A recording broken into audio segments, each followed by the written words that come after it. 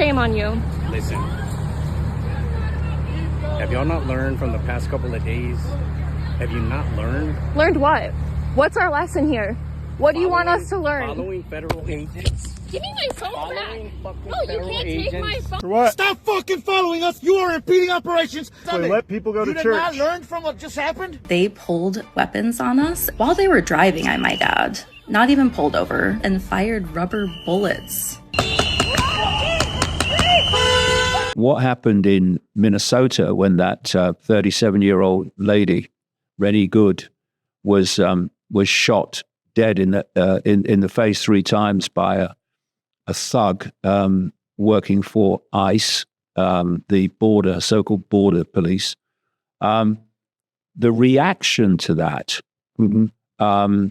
has really completely divided opinion, where you've got people who we would remember who were all about, we must stand for freedom, we must stand up to the state. They're now doing exactly the opposite.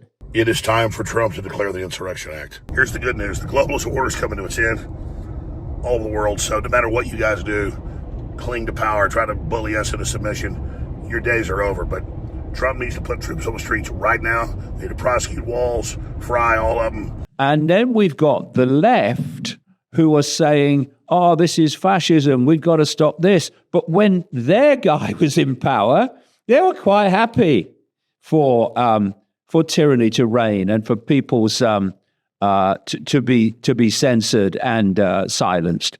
And it's like whoever is in power, it's okay if we do it, but not if the other side do it. And you can see this complete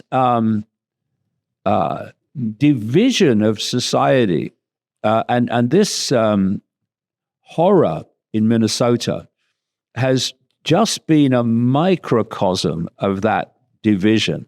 And I'm looking at people posting who are, oh, I stand for freedom, we've got to stop the state.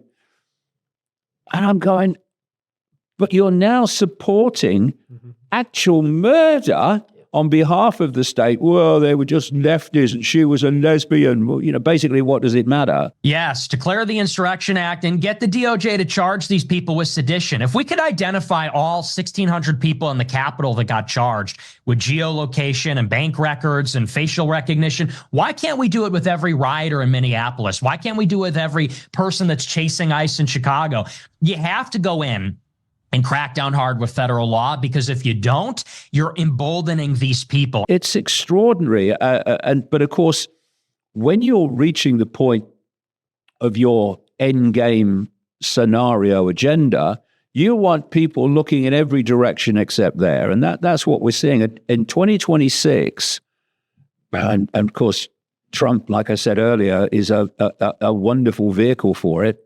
You're going to see so many diversions this year, so many diversions, so many things happening that get people looking everywhere except there. So you don't have an ID? Okay, come on.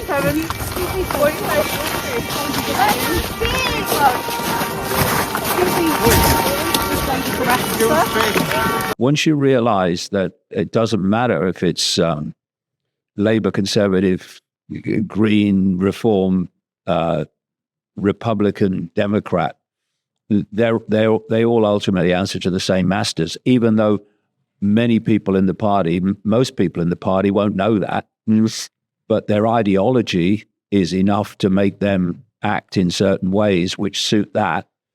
And what I would say is it's very important that given what we've seen in the last few days, which is the most extraordinary gaslighting from Trump and Kirsty Noem, the Homeland Security Secretary, and J.D. Vance and Elon Musk, of being told to ignore what you see with your eyes over Rennie Good, just believe what we tell you. It's very, very important because, I mean, It's very Jacinda Ardern during COVID, isn't it? Will be your single source of truth. yeah, exactly. If you interfere or impede or assault an ICE officer, you will be prosecuted. And one thing I'm pushing for right now, Laura, we're going to create a database. Those people that are arrested for interference, impediment, assault, we're going to make them famous. We're going to put their face on TV. We're going to let their employers in their neighborhoods, in their schools, know who these people are. Because as you said, a lot of these people, they say they're taking time off work to protest. I bet you a lot of them are calling in sick. I bet you a lot of their employers don't know what they're doing. But we're going to make sure everybody knows who they are. We're going to broadcast. They want to broadcast the ICE officer that was nearly killed all over the internet. We're going to broadcast every one of these people we arrest. If you look at George Orwell in 1984, one of the techniques was of control was to get people to ignore what they saw. It's so important that people just believe what you know, and don't be influenced by all these people telling you that what you're seeing with your own eyes is actually the opposite of what you think you're seeing. Because the gaslighting is going to be incredible in 2026. Yeah, well, we're 15 days in, it's been pretty extreme already. Yeah. The roadmap, escaping the maze of madness, which is what it is, we should know what they're doing, we should expose what they're doing. But if we don't see the big picture in which that is happening, we'll never find an answer to it. The more we understand the size of the conspiracy, the more we find the answers to the conspiracy. So that's the roadmap.